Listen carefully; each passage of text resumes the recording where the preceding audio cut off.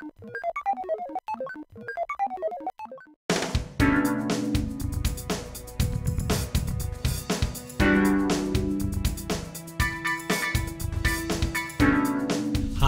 my name is Alex Williams, founder of the New Stack, and you're listening to the New Stack Analyst podcast, a show about application, development, and management at scale.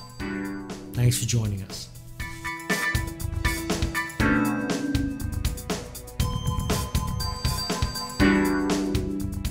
Hey, it's Alex Williams of the New Stack here in the New Stack Studios in St. John's, Portland, Oregon. New Stack administrative offices are now in the back of the house, and the studio has moved downstairs. And so this is the first show, but also the last show of the season for the New Stack Analysts. And it's been quite a year. And what we're going to do is basically talk through some different topics of interest that we think were significant in 2016. And so we'll address 3 topics, and we will then go right into the discussion. But before I do that, I'd like to introduce everyone here and say in preface that these are the folks who put the New Stack together on a daily basis. These are the folks who publish every story on the site and get the pictures up and get the captions just right and get the ebooks out and do the research and write the stories. And so these are the people who are really that backbone of the New Stack. So I want to thank you all, every one of you here who's on the New Stack team. Your work is so appreciated. So thank you very much. So let me just introduce everyone. We have Joe Jackson, managing editor of the New Stack. Ben Ball, our technical editor who puts together the ebooks. Lawrence, our research pro. And Scott Fulton. You've heard him on podcasts before on the Context Show, and a frequent writer to the New Stack.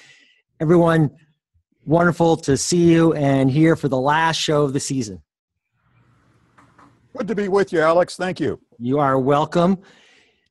I would like to just say something to all the listeners out there who've been coming back to the New Stack show after show. And we have a nice, solid community who is coming back and listening to what we're doing here. So if you're new to the show or if you've listened before, thank you very much for tuning in. We're trying to provide as much value as we can, and we have lots to do. So let's just get right to it. So this week in our year-end wrap-up, we are talking about 3 different topics. And so the 3 different topics that we'd like to address today, number 1, whatever happened to the Docker fork? Number 2, wither OpenStack and welcome Kubernetes. That's number 2. And number 3, the growing influence of open source in the enterprise. So here we go. Whatever happened to the Docker fork? I think somebody stuck a fork in it. That's what happened, Alex. Well, what kind of fork was stuck in it? The kind that tells you it's done. Is essentially, I think that was a little boiling cyst on the community there for a while, by virtue of the little bit of a spat that erupted after Docker Incorporated decided to graft Docker Swarm onto Docker Engine. Now, up until then, Docker Incorporated had a kind of a policy that it called batteries included but replaceable. The idea is we give you our suggestion of what will work best in our container stack, but please feel free to use what you will. And in this case, it was this grafting sort of puts it out in a space where it's a lot more visible to people, where it's a little more difficult to replace it. It becomes batteries included but bypassable. And some of the people who might have an orchestration system that competed with Docker Swarm, gosh, I can't imagine who that might be, felt a little shamed, a little hurt by that, and maybe a little slighted, and took to what counts today for the public airwaves, and they shared some of their the arguments in public, and that pretty much was it. I think some of the hot air in the room that the Docker fork did generate was usurped by what we now call the Creo project. Some people still say Cryo. I hear it as Creo a little more often. It's something that came out of the Kubernetes effort to standardize an interface. And the effort there is to essentially create a kind of an automated container engine that can be called forth by Kubernetes to instantiate containers in place of Docker Engine. And that project is still ongoing. As a matter of fact, in recent weeks, it's sprouted some fruit. Yeah, Kelsey has a tutorial out on it now. Mm-hmm. Yeah, so doing, I would wrap this up by saying that in so doing, that I think especially Kelsey's efforts have helped mold this effort from something that was a little more contentious and argumentative and confrontational to something that's more productive and good-spirited and well-meaning, and probably done with a little more concert with Docker Incorporated than it would have had otherwise. Excellent. Now, I think the other part of this is Joab, the managing editor for the new Stack. I think the other part of this piece is Docker's recent release of the Container D runtime as well, and this is the this also kind of stems back to some of the early, I guess, public exhortation that Kelsey was doing last summer for Docker to be more open in some of its technologies. But Container D is the basic, the runtime for the Docker images or the Docker containers for managing them. And to a certain extent, by open sourcing this and looking for a community to take it over, Docker is once again kind of supporting the ecosystem, or is moving in that direction, I would say.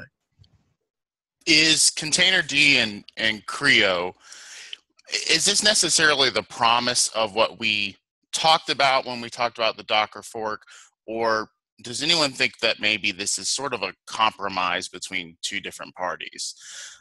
That's sort of how I felt about Creo. Was maybe I feel like it's not fully realized into what we were sort of hearing rumors about with the Docker fork.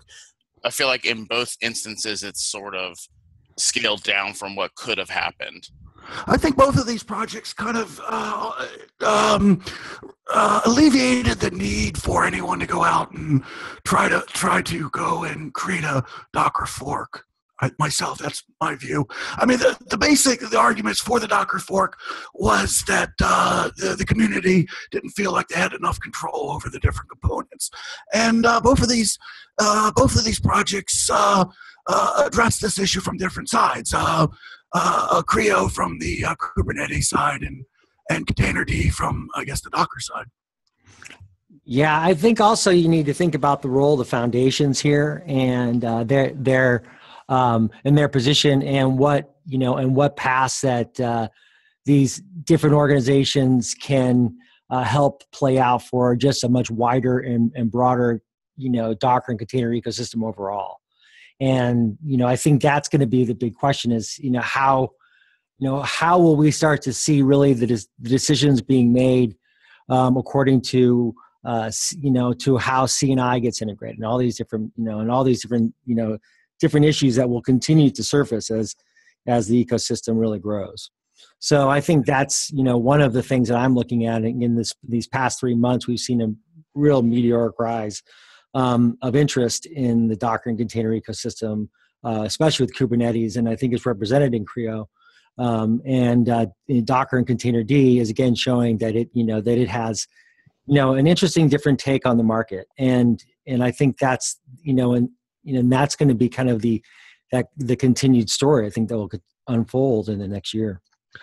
So it's Lawrence, and I have a take that I like Container D. I think Container D is an example of Docker's commitment to doing open source its own way. What I mean by that is that they say they're going to work with the community. They did. They were actively involved with the Open Container Initiative that helped set the standards for Run C, and Containerd is based off of Run C, just like a lot of the Red Hat and CoreOS and Rocket and other groups are doing their own runtime formats that are supposed to be based off of Run C also. There might have been some consternation because the way that Solomon Hykes and Docker likes to do things is that they like to do some of their heavy lifting with development behind closed doors to some extent. They are concerned about that innovation by committee doesn't work. So what they did was they basically went through Open Container Initiative. They found a lot what the standards should be. They started doing some work. Then they put the project onto GitHub several months ago, but they didn't give the community control over it. But they were able to get some contributions and input. And then last week or two, when they made it public and donated it, they felt like they had enough control with the project so that now they'll allow everyone to get involved, including people that might not have their core interests in mind, namely Red Hat and Google in CoreOS. That's my take. So, but what is the contribution looking like? I mean, you tweeted something, Lawrence. What for Containerd? What did it look like?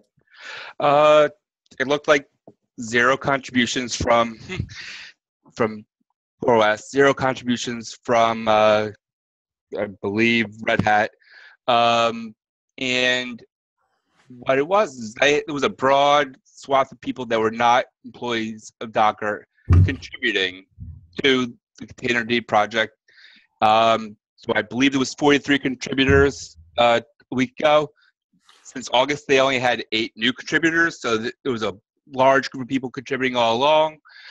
The big thing here is that the man hours is Docker. About 86% of the contributions instead of contributors is from Docker. So still Michael Crosby and a few other Docker folks that are doing the lion's share of work. So so where do you see the position of OCI now then in terms of Docker and they haven't reached a 1.0. There's a milestone they're trying to reach. What exactly is that milestone? Joab and Scott, are you familiar with what that milestone might be? The milestone release is just a pre-release to the 1.0. It's just basically alerting people that this is almost finished. We just gotta dot our I, cross T's at this point. It means that the no of the image format is forthcoming, and Docker has sworn to support the OCI image format, and so that provides a little bit of breathing for partners and large enterprise customers that they know they can bank building systems on top of this without Docker moving into new territory that they may not like. They always have the OCI standard. That said, whether or not whether or not customers will demand that from either Docker or other partners or other container solutions vendors remains to be seen. But it's good that that's in place. Lawrence, let me ask you, since you cited the numbers on contributions to Containerd, and you said that let me see if I get you correct. You said Red Hat and Google up to this point contributed 0. Is that right? Red Hat and CoreOS. Google has contributed a very limited amount. One of them was I don't know how to pronounce her name, Jessie Frisell. She's one of the contributors, and for people who don't know, she used to work for Docker and left about a year ago. And the other contributor from Google is actively involved with the Kubernetes project, so that he's making sure that the Containerd will work with Kubernetes. Do you know who that is? I think Mike Danson, but I'd have to double check and look. Right. So I stand corrected. Google has made some limited contribution, but Red Hat and CoreOS have contributed 0 to this. Correct. Okay. What do you suppose would be Red Hat's and CoreOS's incentive up to this point to contribute code and progression to a piece of the project that up until now has been largely described as a component of Docker Engine.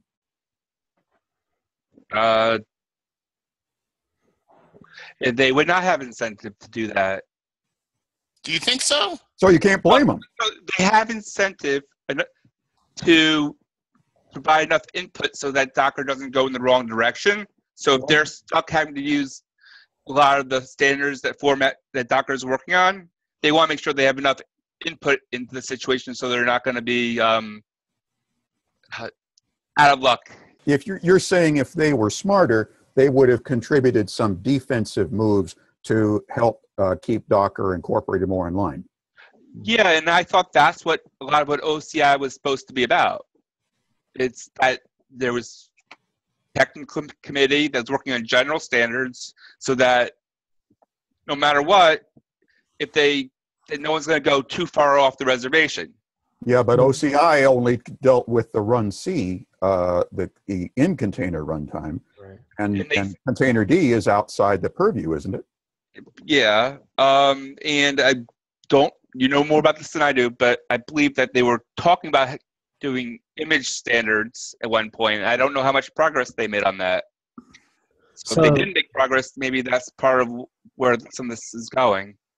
How about Run C and Container D? They're compatible. They're what? Container D is built on top of Run C. Yeah. Okay, so there's compatibility there. Yeah. Okay. Can we agree, or even if they haven't contributed so far to Container D, are we all sort of in agreement that they likely will? It seems like it would be in their best interest, or at least fitting a pattern for them. There's at least contributors from CoreOS and Red Hat that seem to make their way into many related projects. I can't help but think that in the name of making sure that this technology that they're tied very closely to is going in the right direction, that they will eventually be contributing. So it seems like part of the direction is moving into like the discussions about the layers themselves, right? And like, you know, what can they agree on? And I mean, I think you saw it this week in a discussion about CNI that Brandon from CoreOS started. And, you know, and I think we're going to support CNI. It's getting lots of interest, you know, in the group. Container D was providing some, you know, some optimism that CNI would be integrated. Yeah, and Alex and Scott, in that discussion, I'd seen that there was some openness to Docker accepting lots of CNI for their networking, and I know that Docker sometimes was looking at being somewhat competitive with CNI. You guys have any background on that? Because it seemed like Docker was at least Michael Crosby, I think it was Crosby or Solomon, that was going closer to saying we'd use CNI for certain use cases. I believe that CNI, at least as it's been demonstrated thus far, is general enough where it's really difficult to create something that's too distinguished from it without it just becoming difference for difference's sake. And I think the community would probably see right through that if somebody attempted to. So there's probably nothing that would prevent Docker from wanting to essentially support CNI. That's stated, this is something that Solomon Hecht has stated in the past, that it's in the interest of Docker and in the community at large to standardize upon those components which are essentially undifferentiated, and which he feels you really can't build a corporation around and you can't produce differentiated value around. Docker Swarm provides differentiated value because it's a special way in which to orchestrate workloads, and Docker uses that as part of its proof point, but it sees more and more that a growing number of elements, of infrastructural elements in the container stack, are undifferentiated and really unnecessary to try to build value around. So it's a good idea to get those to a foundation and make those an open standard. Excellent.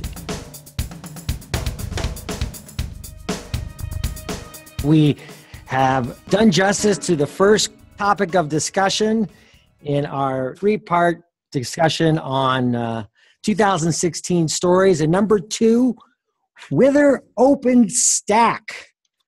And welcome Kubernetes. And so I'll lead it off here and just saying that the show in Barcelona was so different than any other OpenStack show that I have attended. It was much quieter.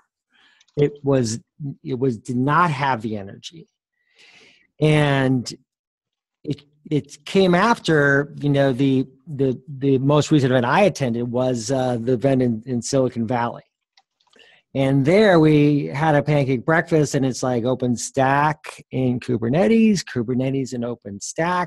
Brant is saying it's moving over to Kubernetes, and now since then we've had all of these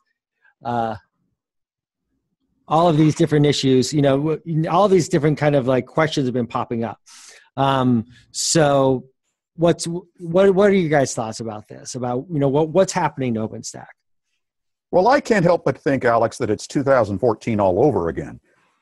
In 2014, when Kubernetes first started arriving on the scene, I heard a lot of OpenStack advocates see Kubernetes as a threat, as an open threat.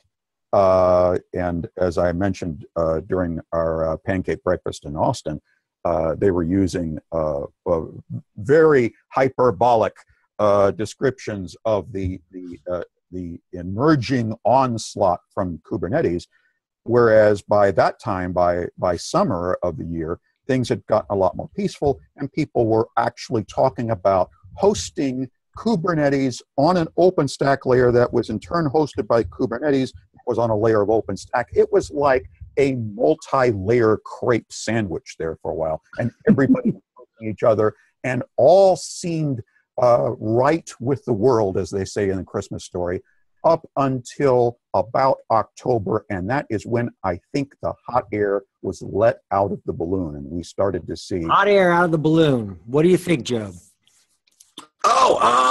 Well, there certainly was a bit less hot air at the Barcelona show, for better or for worse. HP had a kind of a muted presence there. Turns out, they by that time were already starting to divest from their own OpenStack platform, Helion a bit, and later we found out that they were in the process of selling it to SUSE.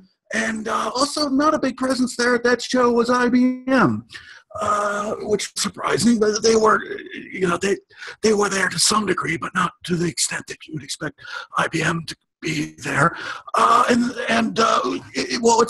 I found particularly interesting is, as Scott mentioned, the kind of uneasy relationship that OpenStack has with Kubernetes. Earlier this year in Austin, CoreOS had unveiled Stack Analysts, which is basically using Kubernetes to solve a real OpenStack problem, which is how do you update OpenStack, which is really kind of a difficult. Kubernetes, at least in theory, promises to make that easier, and it turns out Stack Analysts is one of a number of initiatives to do that. And there were some good points made, actually at both conferences, about how Kubernetes doesn't solve all of the OpenStack problems. I mean, you can't use Kubernetes to provision storage or networking as a container service. But on the other hand, I kept asking a lot of OpenStack folks, it's like, well, why do I need OpenStack if I have Kubernetes? And the answer I heard, Kubernetes is great for the cloud apps, but OpenStack is still needed for the legacy or in-house apps that people want to move to private cloud. And that doesn't really strike me as the strongest argument for our technology is that it still supports older legacy technology. The only other thing I'll mention on that is the ongoing interest of OpenStack. It does seem to be really a big hit in the telecom community, which is, working through its own issues about how to provision, large scale services, beyond the enterprise. And this is something that, Scott Fulton has written quite in depth about. So OpenStack, along with network functions virtualization, will always have a home in the telecom space. But for that, I don't know. It seems to be at a bit of a like you said, Alex, energy seems to be at a low point, but it was at a low point a year ago too in Japan. So I don't know. OpenStack always keeps seeming to come rising up like a phoenix. One thought that I have is maybe just wondering if my perspective is reflecting something or if it's just me. Is that I have a hard time knowing if OpenStack is at a low or if it's just being eclipsed by the enormous growth of Kubernetes. Rather, I have a lot of these conversations about, say, Stack Analysts, as Joe brought up, and I tend, as a person, I've been getting this perspective from people who are actively involved in Kubernetes, and these are people who know a lot about OpenStack, but the perspective there for me is just skewed towards Kubernetes, and I wonder if that is because of how rapidly Kubernetes is coming to the spotlight, or if it's because it's sort of taking away from OpenStack. And it may be a little bit of multiple things. It's because of money. I'm looking at a report of a market share analysis, market sizing from a guy named Greg Zwakman, and he's basically saying that in 2017, the entire OpenStack market is going to be $2.6 billion, and that in 2000 versus here we go. It's versus going to be $1.1 billion for containers. But containers are the 10-year younger segment. I go more about this later, but the idea is that there's money. The money's going to containers, and the excitement's not with OpenStack. The only excitement they're getting is with Kubernetes and OpenStack. So you guys were at the conference. I wasn't, but like Cola Kubernetes, Fuel CCP, those are things that are in Stack Analysts. We're all containers related that people were talking about. That had to do with and it was not Magnum or KUYR, which were the OpenStack specific container projects that people talked about a year ago. I think a lot of things that people got excited about OpenStack were really things that Kubernetes addresses better. It's just about putting a application on the cloud and scaling it easily. OpenStack really, I think, is kind of designed more for service providers. I think it's more unique to that particular level. That's a smaller audience, though it's bigger companies on the whole. But there's a bigger audience, so specific audience that needs highly trained individuals. And if people were to get trained on something, I would get trained on Kubernetes, learn Kubernetes. I'm not going to go learn OpenStack now. So if I know Kubernetes, I can work at the service or bot. I can work at a lot of different places. Yeah, I think it makes sense what Joab says about the telecom market and what you're saying, Lawrence, about, where would you want to, what would a young person really want to learn? And about microservices, about, building out, applications that can scale, doing all these things. And I don't see them going to OpenStack. I see them, turning their attention to these newer communities that have just grown so astonishingly fast. Now, that doesn't mean that OpenStack doesn't have a future, right? I mean, it may very well mean they just have a very kind of focused market. And, CloudStack is still in use. Mainframes are still in use. Right. It's going to become a mainframe that has a very specific use and only 10,000 people use it. Maybe. Well, it's interesting because, if you look back to when OpenStack first launched back in, 2011, I believe, or 2010, it had a great promise of this like federated cloud. And that was kind of the dream of OpenStack, that it could actually kind of, form like this woven infrastructure, that would allow, to create this great compute, right, that people could use. And it became a false hope, that the reality came to be that for different versions would not be very compatible between different distros. You wouldn't have the compatibility that you would like to have to be able to create that kind of a federated cloud world, so to speak. And I think that was a turning point right there. When you can't have that capability, and it's being built for infrastructure more than it's being built, for application developers. That just changes everything. And I think we saw some examples of some public clouds under, there was a public cloud movement under OpenStack for a while. Similarly, there was a public cloud movement under VMware, where they were going to like pair up the telcos and like do all these, using their cloud virtualization technology that they announced at the time. And I think time has just passed, and now we're in a new era. And it doesn't mean that OpenStack goes away. It'll be part of the conversation. It'll be an ongoing part of the conversation.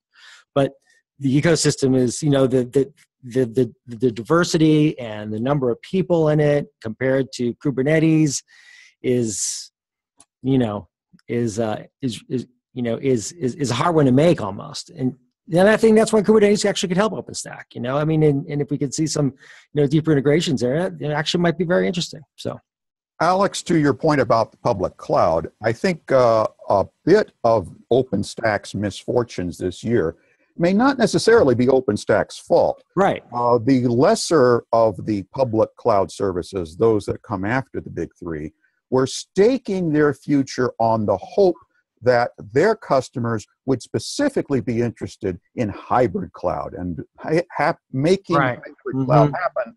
They staked everything on OpenStack. Right. So when Citrix pulled out in last January, and that started the ball rolling and the dominoes falling, HPE, Cisco, to a lesser extent IBM, but a number of the public cloud players started pulling back, and that reduced the market space for hybrid OpenStack.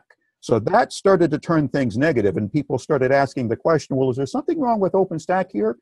And then that's when people started taking inventory of what was wrong with OpenStack. And the number one thing on that list is it's hard to maintain. For a number of enterprises, they see it as simply too difficult to set up and maintain on a regular basis. Right. That's why when people look at Kubernetes, even though it is an apples and oranges comparison, they say, people may be having less trouble with Kubernetes here, whereas I've got all this staff devoted to OpenStack.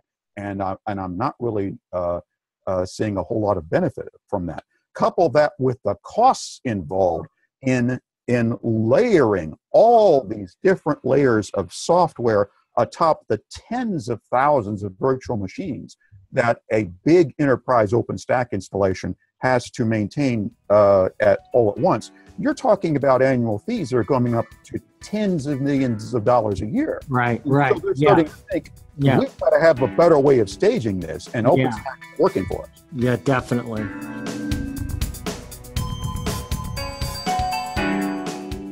Good. Well, let's move on to the last topic, the growing influence of open source in the enterprise. And here's some of the stories that Joab put together that he saw. This Linux Foundations, Jim Zemlin on the new economics of open source, for open source software foundations of the new cathedrals, from Fedora to CentOS. We've been writing a lot about open source communities. Joab, well, I'm curious from your perspective, what do you see as the news value for us, for the new Stack? Why are these stories of interest? What are they saying about the community out there? Well, I'm approaching it from the perspective of the enterprise user and the potential enterprise user. And and by the way, you can find all these stories in our show notes for this podcast. But basically, I've been in this business for a while, and over the previous decade, we followed the enterprise software vendors very closely, the Oracles of the world, the Microsofts, SAPs, and we had enterprises would have feedback into what features would be coming up and which bugs would be fixed most quickly, but it was largely kind of a opaque structure where we're just waiting for the new release to be handed down by Microsoft, and the whole open source. I think enterprises need to participate in the open source community to get their own feedback, their own needs addressed by these products. Open source isn't particularly a money saver, but it is a way of making sure the software that you're using, it's available, you can expand upon it more quickly to get your own needs met. And so when we're covering open source, it's really kind of it's for the perspective of the enterprise user. And the relationships that the open source community, the vendors who support the open source community, and the customers who use these open source products it's an entirely new beast. I think software is, I'd say this a lot. Software is at the center of business, and software is increasingly open source. And I think and if you want to have any kind of scaled out environment, you got to be thinking about open source. I mean, why would you not? I mean, you're not going to build out something, on proprietary technology anymore. Just, from a cost basis alone, it wouldn't make sense. Hey, so Scott, what would you call what Amazon's doing with open source? Is it a special type of open source? Well, I've always said that there are two different applications of the open source concept, two different open source models. There is the open source development model, that in which participating developers, be they independent, be they part of an organization, they work alongside with one another, and they democratically elect leaders for their community groups, and they make democratic decisions about how to proceed, and they effectively build an agenda for themselves. And I think in recent years, that's been more effective than in previous years. And then there's the open source business model, which is a very different thing. It's an attempt to be more transparent about how one develops software. It is an effort to bring more people into the process so that you can cultivate good ideas, but you're still holding on to the idea that even if it is group intellectual property, it is still us, the people who put their logos on the product, who provide this for you and support it for you. And that's the open source business model that Red Hat has pioneered so well and succeeded with, and to other extents, Canonical and SUSE and Amazon. Amazon's model is somewhat open source-ish, with an emphasis on the ish, because you can apply transparency to varying degrees depending on your aims. I call this Obamaism. It's a way of becoming as transparent as you want to be and as opaque as you need to be.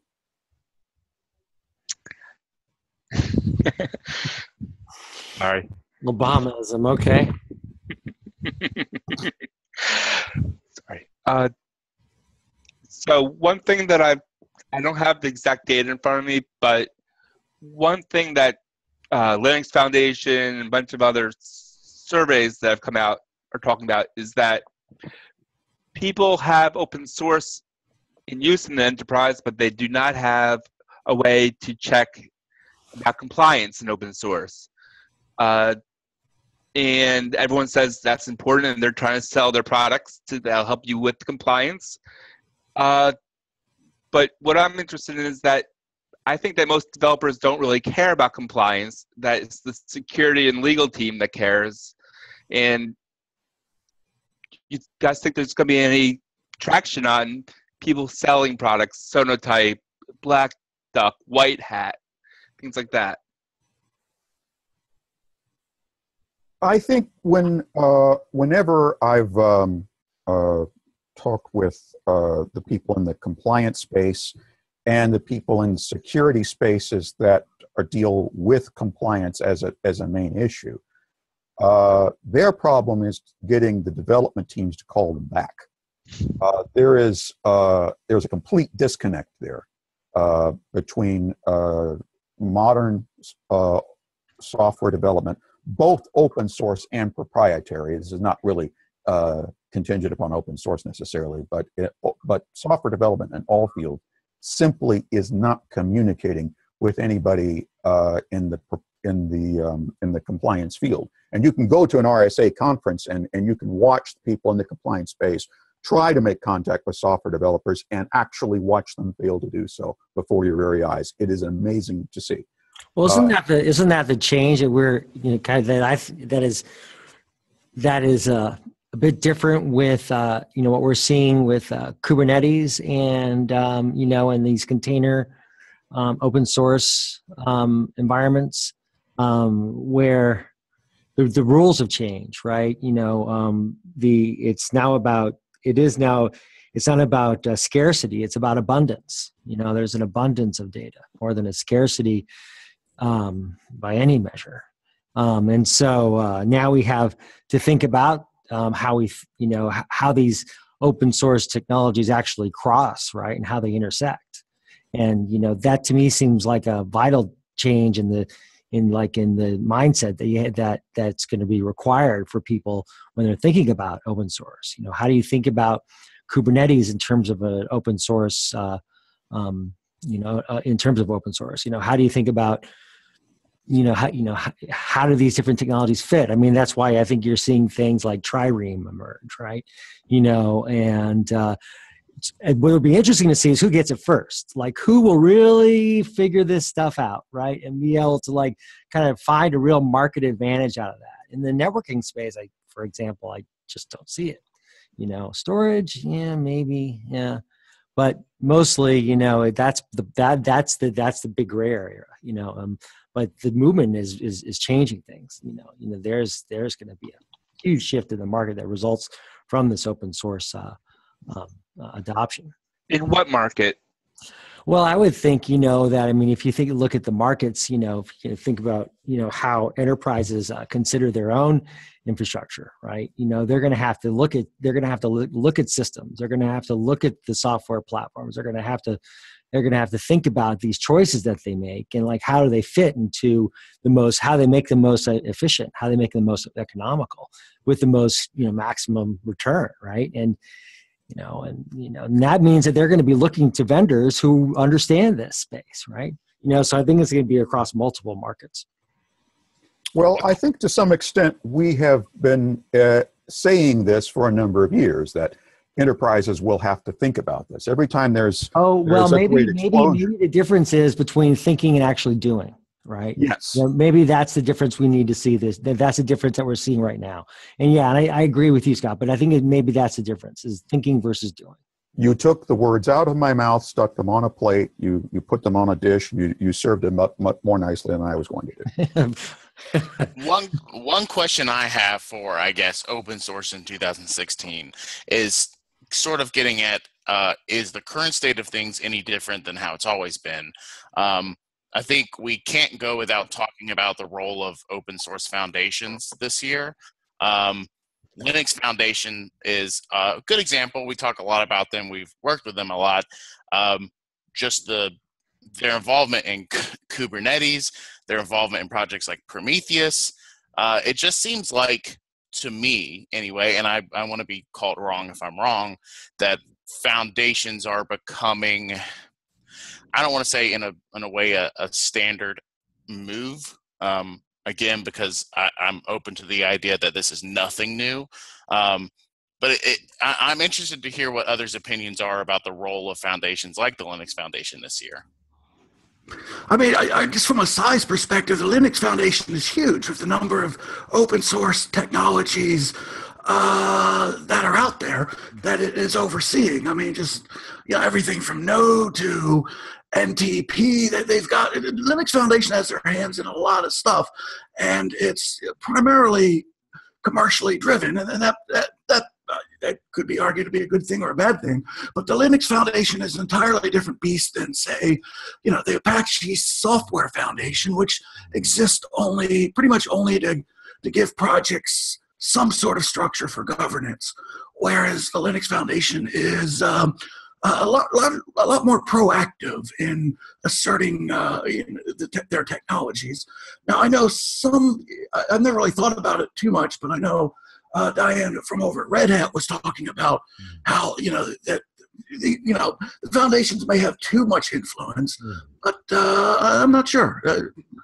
But there's an interesting wrinkle here, and I think it is related to like where do we see the tinkering going on? And one of the most interesting things this week about Jarvis for me was that that of course Zuckerberg has all the resources in the world to turn his house into like this this AI playground where like you can some machine is teaching his child how to speak Mandarin, right? Wait, what? So Jarvis is Mark Zuckerberg's home project for AI automation? Yes. Or home automation? Yes, right. yes. And Fast Company has a great story about it. Going into his house and there's a video. He's actually done videos and stuff like that. But in any case, here's the thing. For me, at least, what's interesting here is where are the developers going? What are they going to be doing? What do they want to be playing with? What are they going to be? And they're going to be loving. The young people who I've had encounters with who are like really geeky. They love the blinking lights. They love the kind of way to think about just things that we live with much differently. That to me provides some questions about our current thinking about open source and how, for instance, the ARM world is going to force some different thinking as we actually have to have compute almost everywhere, and that's gonna accelerate the ARM, like the processor. Yeah. Okay. Yeah. You seem to be sort of hinting at the open hardware space as well here, right? Yeah.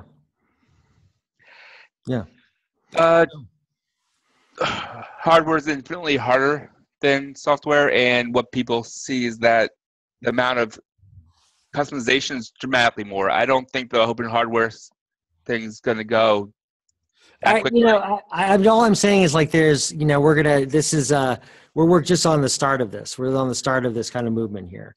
So I think that, I forgot if it was you or Scott who said that the rules have changed. I don't think the rules have changed. I think that some of the situations have changed, so people are making different decisions than they did 15 years ago, 10 years ago, so that there's more openness in the legal and security community, divisions and departments at large companies to let people use open source, so that you're not scared that you're going to get an objection if you put an open source component into your software. I think that one of the big things is that for years Linux has been the heart and the biggest example of the open source community, and a lot of people don't need to use Linux for so many different reasons. Kubernetes brings open source, a real active open source community. Docker brings a real active open source community to a much broader audience. But I mean, which started making me think about some of these other projects. So like Node.js, is that going to be bringing open source to a whole nother set of communities? And you guys know better than I do, but there was a big problem with Node.js community and management for a while. So there's a lot of pitfalls also. You're referring to that short-lived fork that happened a couple years ago when too many of the pull requests got backed up. Yeah. IOJS, I think it was called for. Yeah, IOJS. That whole situation, as we talked about, we didn't talk about it explicitly when we talked about Docker Fork today, but during that whole coverage, we talked about it a lot, and that sort of was an example and is often used an example of some of the challenges of managing open source communities. Has that changed significantly since even a couple years ago with Node.js? Because the rumors of the Docker fork obviously weren't well. I would want to say they weren't as advanced as clearly IOJS was, with an actual fork being created and an active administration of both sides. But what's different? Is this a situation where an open source community strategy has evolved, or is it really more of the same? I guess the equivalent would be if Docker handed over its code base to OCI or some other party, because we now have the Node Foundation, and Joint, which was overseeing it. It wasn't central to their core business. They were using Node to run operations. They had a familiarity with it, but they weren't really in the best position to oversee all the different use cases. Right. Whereas now with Docker, we're still assuming Docker's leading the charge in terms of how to do advanced functionality with these containers, or at least for those who want to stay within the Docker ecosystem.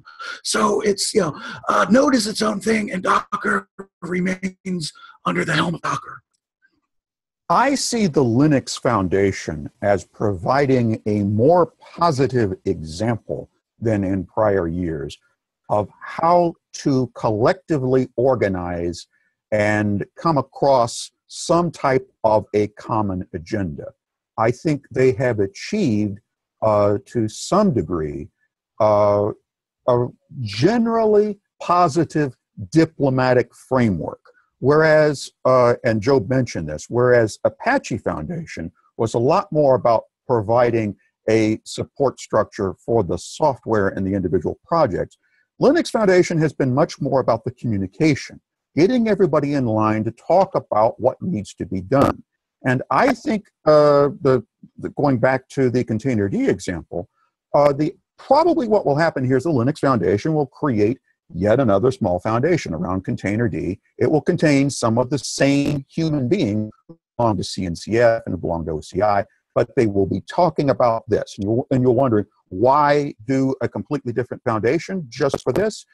Actually, that's the whole idea, to maintain a focus on this one thing, to make it happen, to make it a general standard, and then to move on and talk about something else. I see that as a fairly positive model. And I would suggest that the United Nations adopt a model that's more similar to what the Linux Foundation is doing. But once I make that suggestion, I believe it would probably take them about 10 years to read it and get back to me. No, I think that some of what you're saying is right, but a lot of what you're saying has a lot of problems. And I could use that will be on my tombstone, Lawrence. Yeah. I could use the UN as an example. Once you create a foundation, it's very hard to disband it. So if you create the foundation, the creation in and of itself creates a bureaucracy and creates an establishment, political establishment, technology establishment that will have inertia. So people are going to, by default, start using Containerd. So going back to looking at the example of orchestration, there's a project called Firmament, big out of Cambridge. It's supposedly technically superior for orchestration, but no one's going to use it because there's enough critical mass with Kubernetes and a foundation behind that, so that even if Kubernetes is not the technically superior solution, there's going to be a foundation to make sure that Kubernetes stays in place. If you go to politics, Democrats and Republicans, liberals and Tories, it doesn't matter. If their political philosophy is good or not. Once it's created, you can't get them out. Well, where's Docker? So where's Docker going to go? What's Docker going to do? Are they going to go into they've had their own point of view about standards groups, and the foundations are as close as we get these days to standards groups. I wonder how how this is going to play out. Second part of that, and in response to Scott, I can't remember exactly what Scott's words were. Neither can I. Where do we think Container D is going, and does it matter? Because it seems like it's different if Container D goes to Linux Foundation versus if it's somehow creating a new foundation. Well, does Container D help, Docker, if a Container D, for instance, integrates CNI, what does that mean, right? Does that mean, where does that lead? If there's a CNI compatibility, and there's also keep in mind, Docker now has at least 97% of all the container users out there. So it's really still their market. It is. It really is. Let's remember that. Yeah. So, I don't know. I think this is the big question about how do all these different communities come together, and and what are the standards discussions around those? And it's a much different kind of this is a much different kind of scenario. Instead of where you have this wild growth, I think that's what one thing that is interesting this past year is the question has come up is how do you manage these fast growing and explosive open source communities, and foundations are one way to do that. But then it creates its own set of issues. But technically, on the technical side, there's lots of interesting kind of questions about what are the best tools to manage open source communities, because essentially the hardest part is managing the people. Well, 10 years ago, Alex, I think maybe I would have agreed with the idea that it's a silly idea to create more bureaucracies to use the same people to essentially manage the same things. And I would have also agreed with people saying that that the easiest way to stage hyperscale workloads would be to break everything down into very small little units, these little micro units, and disperse these tens of millions of micro units all over the planet. I would have said that's absolutely ridiculous. But as Kubernetes has proven, it's not ridiculous at all. It's actually quite wonderful. And it works very, very well. And the Linux Foundation may be implementing the microservices model on another scale. And effectively, yes, it's creating new bureaucracies for every little thing we want to talk about and standardize and come to an agreement on. But the fact that it is a separate bureaucracy and a smaller unit amid all the other smaller units may mean it's more focused and self-contained and contiguous. And there's some benefits to that. Excellent. So why don't we conclude things with each of our predictions? What do you guys say? Good idea? Right on. Okay. I'll start. I'll make it quick. My prediction is that we'll see the container infrastructure will continue to become like the story for how infrastructure is built and how it's managed and maintained, and how the container infrastructure will reflect the move towards applications. We will we'll see that then in more sophisticated orchestration, the open source communities, I think, will have their biggest challenges with their growth and having the tools to manage that growth. There's different ecosystems that we're interested in. I think we'll be following just because we think that they have some merit. The container ecosystem, the serverless ecosystem, the node ecosystem, and so I expect all of those will have a lot to. We'll have a big impact on the next year and the way we think about the community when we come back again in December of 2017. That's it for me. A little bit about myself. I got a new studio. We're downstairs now.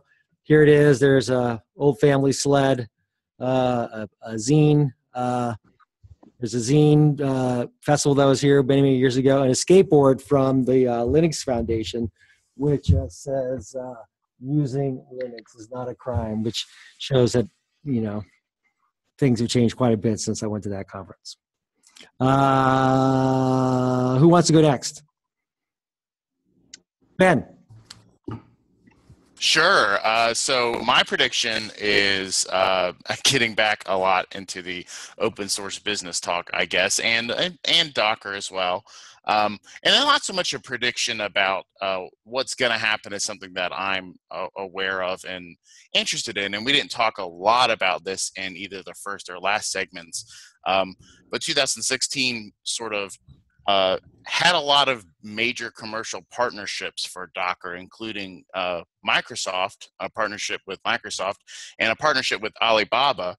I think both of those are going to be extremely interesting to watch going into 2017. Docker has put a lot of resources into their expansion into China. There's been a lot of speculation about what that partnership will create. And I think the relationship with Microsoft is different and interesting in some other ways. There has often been a question, or a couple times been a question of who could buy Docker, and Microsoft has sometimes been hinted at as an answer to that. And I'm not really making any predictions about that, but I'm really interested to see if this partnership increases in involvement.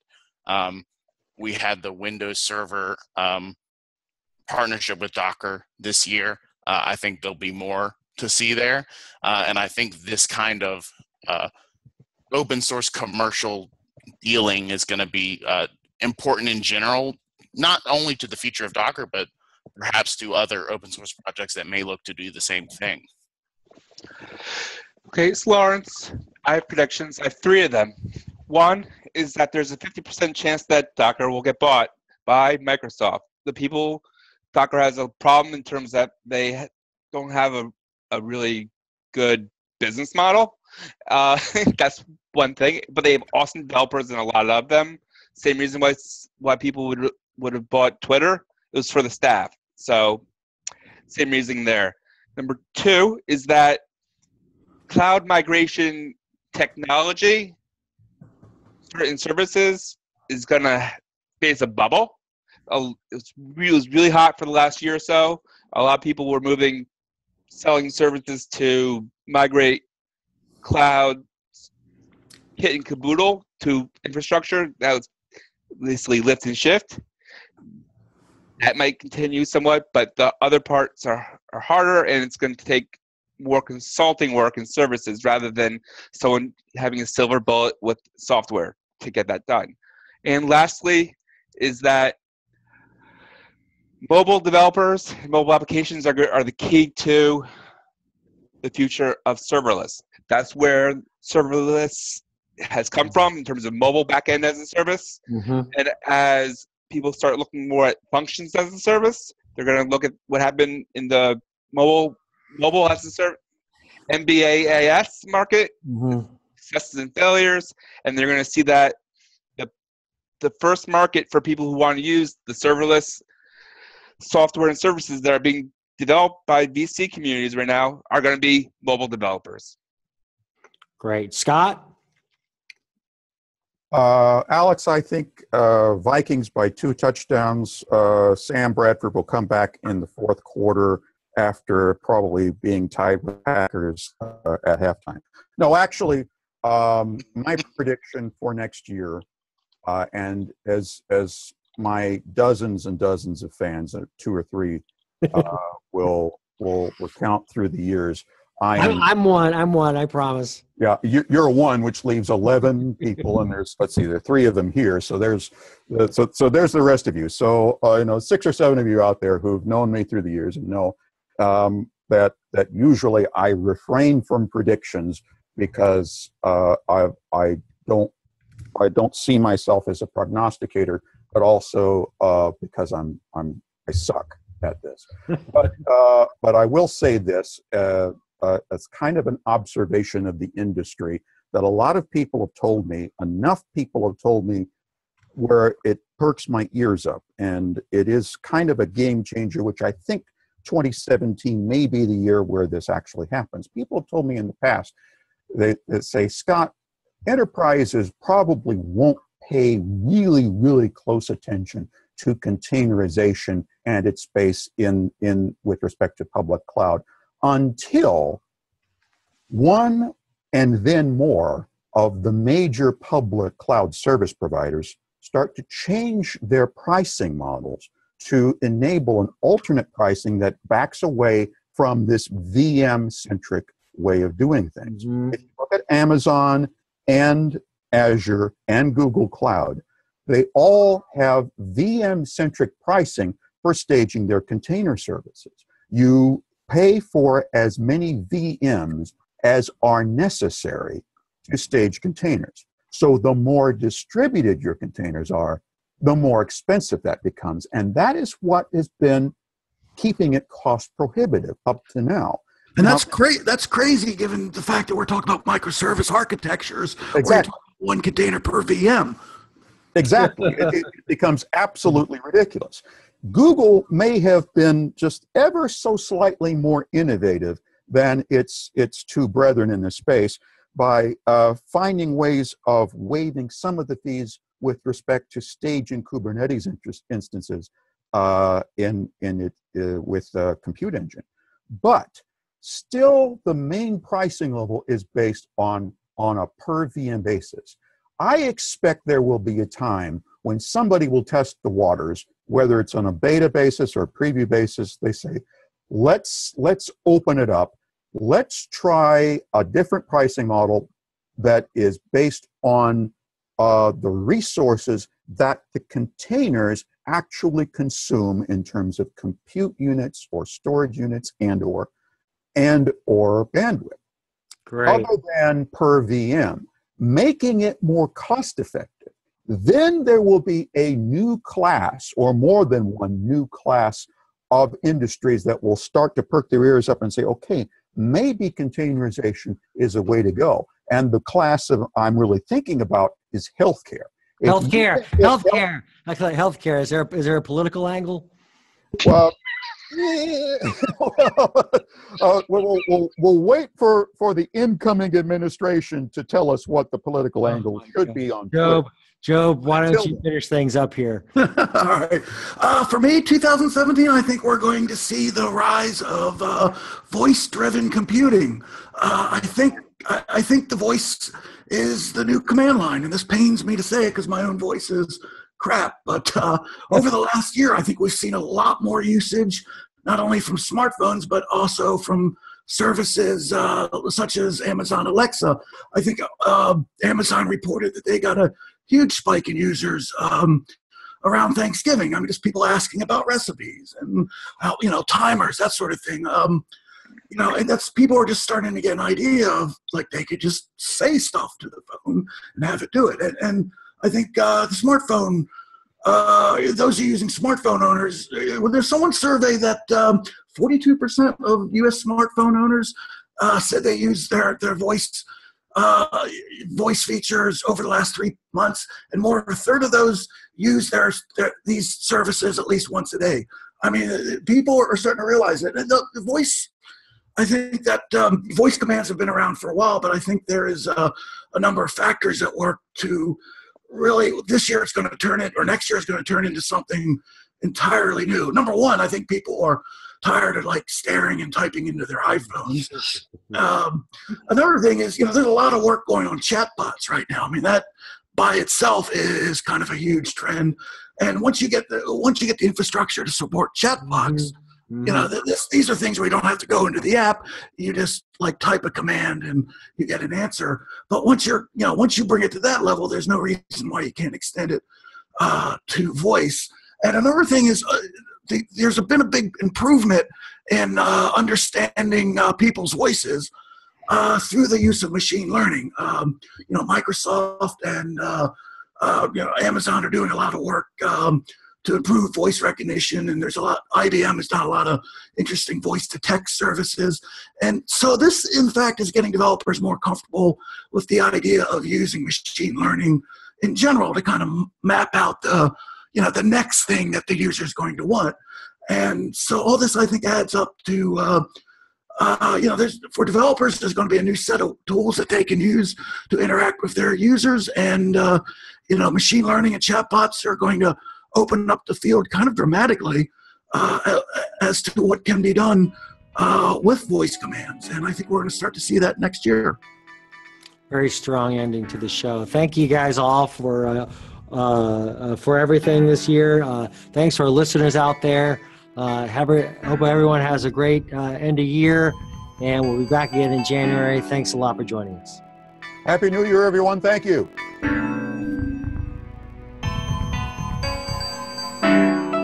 My name is Alex Williams, founder of The New Stack, and you're listening to the New Stack Analyst Podcast, a show about application, development, and management at scale. Thanks again, and I hope to see you back at the show. Bye-bye.